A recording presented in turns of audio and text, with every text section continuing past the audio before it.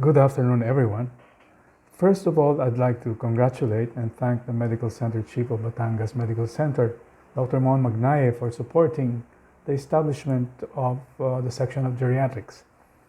I'd like to thank the organizers, Dr. Ruel de Guzman and Dr. Eliza Tercelo, and their team for putting up this very first postgraduate course in geriatrics, aptly titled Geriatrics in a Disrupted World. I'd like to say hello to my good friends and co-panelists this afternoon, Dr. Peter Ferry of Malta and Dr. Ed Poblete. The title of my talk is Building Resilience and Healthcare Delivery in Geriatrics in the Philippines. First, let's talk about the vulnerability of older Filipinos to COVID-19. Is this a fact or a fiction? So looking at this slide, you'll see that the demographics of COVID-19 infection in the country showing the higher share of older persons among confirmed infection early on during the pandemic.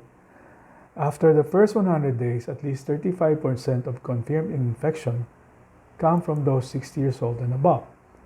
It is also clear that there are more males than females who succumb to the COVID-19 infection. This next slide shows the older person's vulnerability to COVID-19, and it's very evident in this slide. 100 days after the first infection, 72% of all recorded deaths are in the 60-year-old and over bracket. This reported higher mortality in the elderly is sustained, even up to present, to this very day. With this data, the government recommended that or issued guidelines to prevent senior citizens from going out of their homes without valid reason or essential purpose. This was met by a quiet protest by several senior citizens groups and organizations. They claim that this is a form of organized ageism. They claim that not all elderly are vulnerable. But the healthcare sector, particularly the frontliners, including nurses and doctors, practically beg the vulnerable older persons to stay home and be safe. I guess we felt that the burden will be lessened if they just follow the guidelines. This is a picture of our nurses at St. Luke's Geriatrics Center in their fighting form wearing their PPEs with the tagline, "Please stay home" or "Stay with us." Soon more wards follow suit as incidents of ER admissions grew exponentially.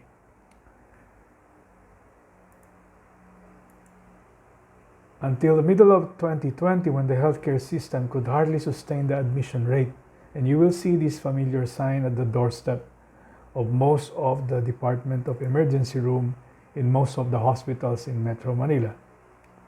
Dr. Ed Poblete, the next speaker, will tell you more about the experience of St. Luke's Medical Center during his talk. So, again, looking back at the demographic representation, shifting age structure of COVID-19 infections were observed from older to younger age group. This slide shows the shifting of age structure of COVID-19 infection from older to younger age group from March to September of 2020. This is during the Delta variant wreaking havoc in the Philippines. We think that one of the reasons why this is so is perhaps the DOH, the Department of Health's lockdown policy for senior citizens order has probably saved a lot of lives. Senior citizens' lives at that. I think more than our senior citizens would admit, the lockdown was successful. I think we owe the Department of Health and the Interagency Task Force some gratitude for doing their job. Prompt response early in the pandemic to save more lives, particularly the vulnerable elderly. Of course, there are unwanted side effects on these lockdowns, like psychosocial problems like isolation, increasing depression, and other health concerns like degenerative diseases, I still think that the Department of Health did the right thing given the urgent circumstances. So again, kudos to the Department of Health and thank you IITF.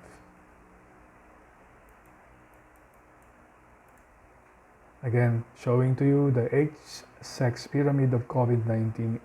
Individuals with drastic decrease in infection rate among the elderly, shifting the percent share of individual ages 25 to 34 increased from 21% to 30%, while those of the 60 years old above from 65% to even less than 15%.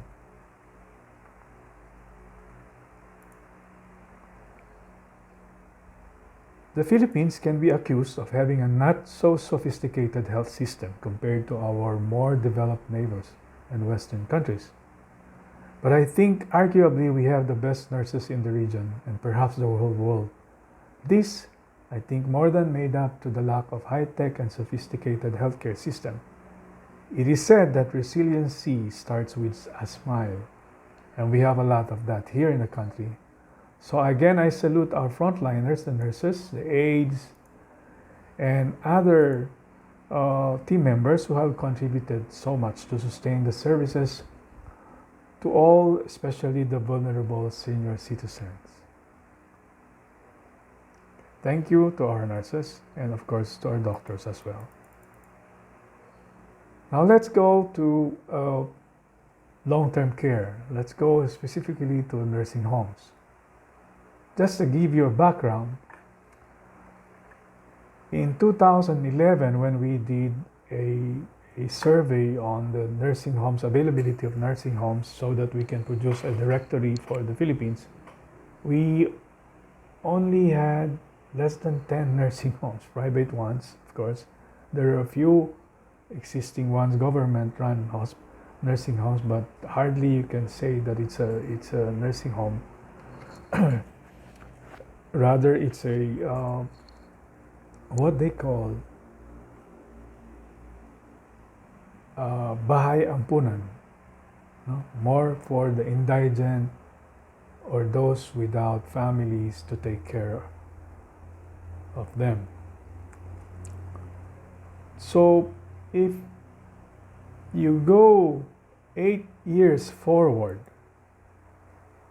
from 2011 to 2019, there was an astonishing growth, but still unrecognized health sector industry from less than 10 institutions to more than 120 in 2019.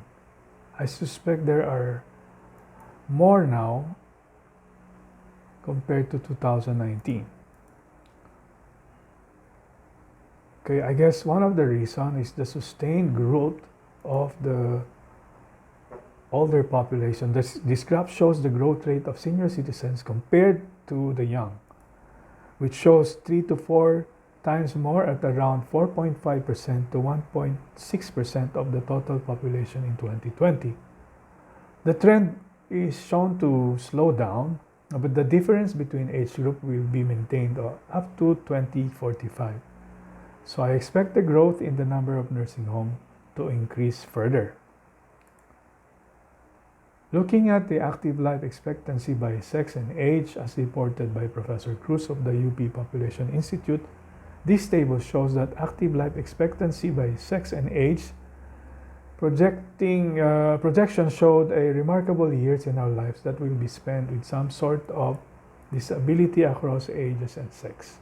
If you take, for example, if you're age 60 years old right now, if you have at least 12 years on the average remaining years, 4 years of that, or 24% of your remaining years, will be spent in poor health or in some form of difficulty with at least one of your basic activities of daily living or instrumental activities of daily living. And this is also true for females. If you are 60 years old now, you are expecting a 40% remaining years in poor health or with functional difficulty with at least one ADL or IADL.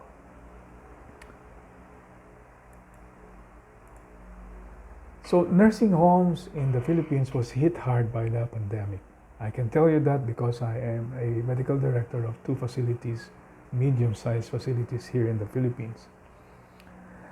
As news traveled very fast, that most of deaths early on during the pandemic in the Western world were predominantly coming from institutionalized elderlies.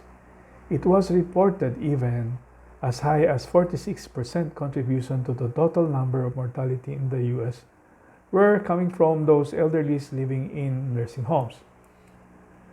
Understandably, a sense of panic were the predominant reaction among the operators of these nursing homes.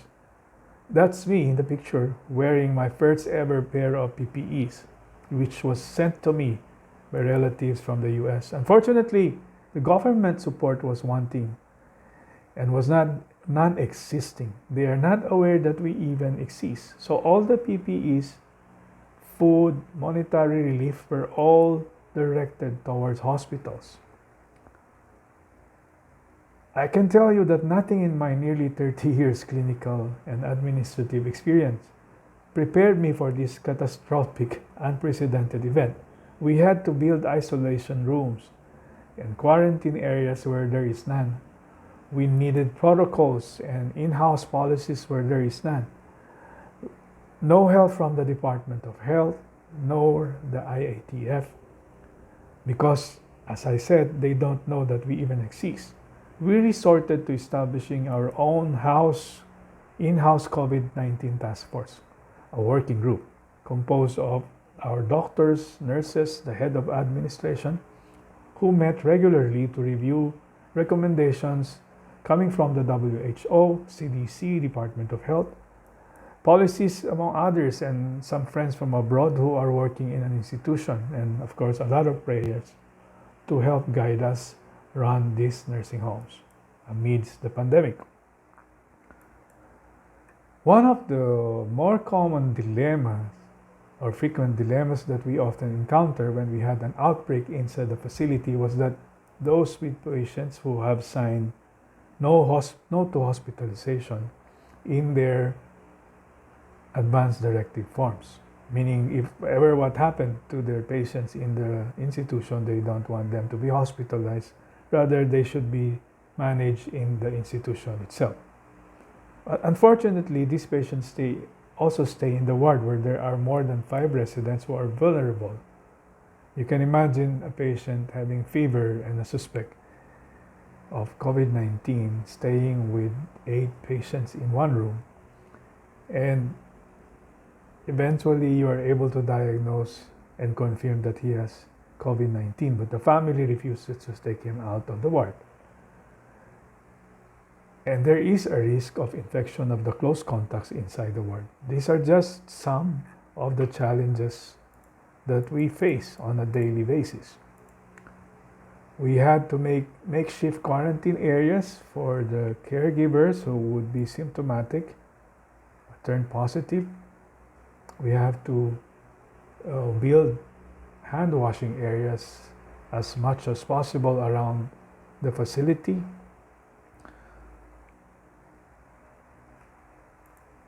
We turn to technology for help, like the CCTVs to monitor residents, especially useful for tracking close contacts or for contact tracing. We also have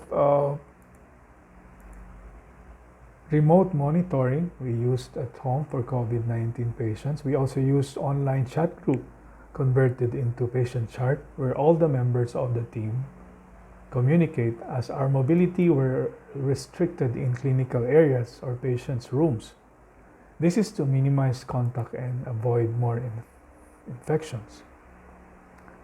We were forced to use gadgets like these remote ECGs that can easily be transmitted to your phones. We used the remote stethoscopes as well. We taught our caregivers how to listen to breath sounds, cardiac sounds, how to place the sensors so we can verify their physical findings. At first, it really felt weird, but as you get used to it, it became routine and acceptable for our senses. Some residents who were at risk for falls and were staying alone in their rooms, we had wearable devices that can send off alarm directly to the caregivers or nurse on duty when the patients are out of balance for prompt response and prevent falls. Or if a fall has occurred, then immediate appropriate attention is provided. These are just some of the technologies that we use. The most common technology, of course, is the video chat, which improved agitation in people with dementia. Video chat with relatives were very welcome and has offered significant relief to feeling of isolation, as family visitation rights were suspended and social activities inside the homes were also not allowed. So these video chats or video conferences has helped us a lot. This is a legacy wall. It is a testament to the lockdown policy of some of our institutions, especially in our center, Laverna Center. We issued early on that caregivers should stay in the facility. And some of them stayed on for more than almost 2 years inside the facility. There were 50 to 70 staff who were housed inside the facility, and they have sacrificed a lot. Just like I believe we have the best nurses, I also believe we have the best and most dedicated professional caregivers in the world. So I could not thank them enough, for without them, I cannot imagine how the residents have survived. So this legacy wall serves as a testament to our caregivers' sacrifices and dedications to their job. Lastly, I think one of the more significant thing that happened is that Nursing Home Association of the Philippines was born because of the need for the government to recognize the existence of this emerging industry. We wrote the Department of Health regarding the inclusion of the seniors in nursing homes or custodial care facilities and nursing home frontliners to the vaccination program priority list of the Philippine government. And we had a very good response. And this started the practice of giving vaccines to nursing homes inside their facility. They did not require our residents to go to their vaccination centers because obviously these senior citizens we will have difficulty going to the vaccination place, as well as will be very high risk for infection. This is me with Mayor Marcy of Marikina City, who personally went to our facility and conducted a vaccination program for our elderly residents. So again, thank you very much.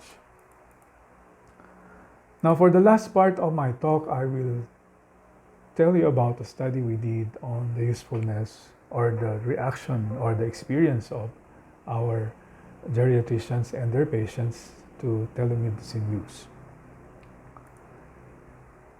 Telemedicine use has been there since 1970s, and these, according to Brignell, are the different uses of these technological advances. It is used in medical consult, for expert opinion remotely for inpatients. It can be utilized for triaging, whether the patient needs hospitalization or just needs home care. For community geriatrics, it's also used for monitoring patients and adherence to their medications. And for nursing home residents as well, monitoring their well-being. And for ambulatory geriatrics or outpatient consult. We did a study entitled Self-Reported Assessment of Telemedicine Among Geriatric Patients and Geriatricians using the Telehealth Usability Questionnaire, or TUQ. It's a pilot study by one of our now consultant Cobillas, Dr. Cobillas, Dr. Ramirez. The pandemic has forced majority of clinicians to try telemedicine. Their experience and assessment of this technology will help improve current platforms and will be vital to tailor fit it not only to the customers or the patients, but also to the providers or the geriatricians. To describe the objectives were to describe the experience of the patients and the geriatricians in using telemedicine as regards to its usefulness, ease of use and learnability, interface quality, interaction quality, reliability and satisfaction, and the possibility of future use or sustainability. The methodology, it's a pilot study, it's a descriptive one, a cross-sectional study, started in January 2021, ended in 2021. It was approved by St. Luke's Research Ethics Committee, Ethics Board.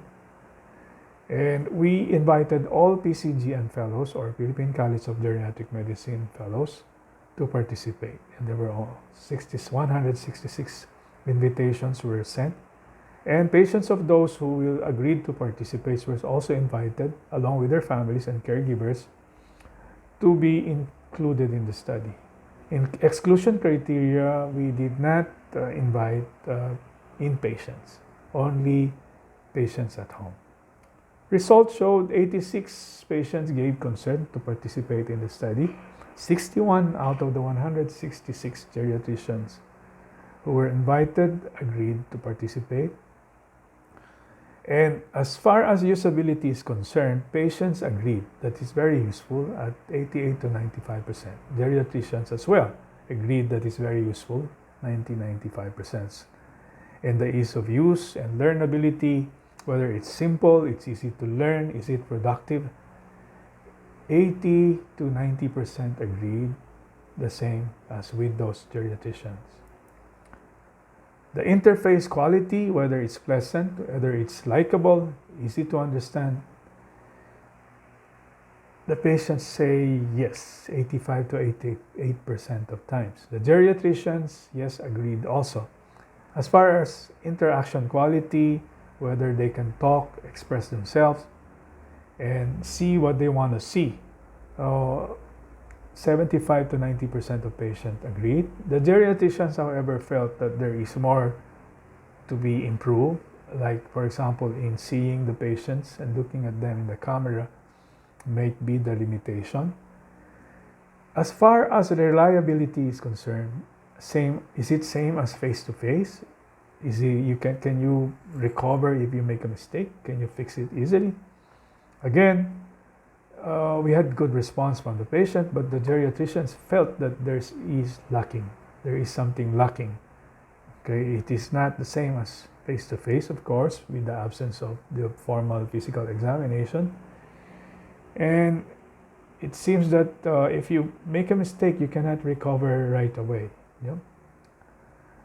Satisfaction and future use. Is it comfortable? Is it acceptable? Will you use it again? Are you satisfied? Majority of patients said yes, 86 to 89%. I mean, patient and their relatives and their families.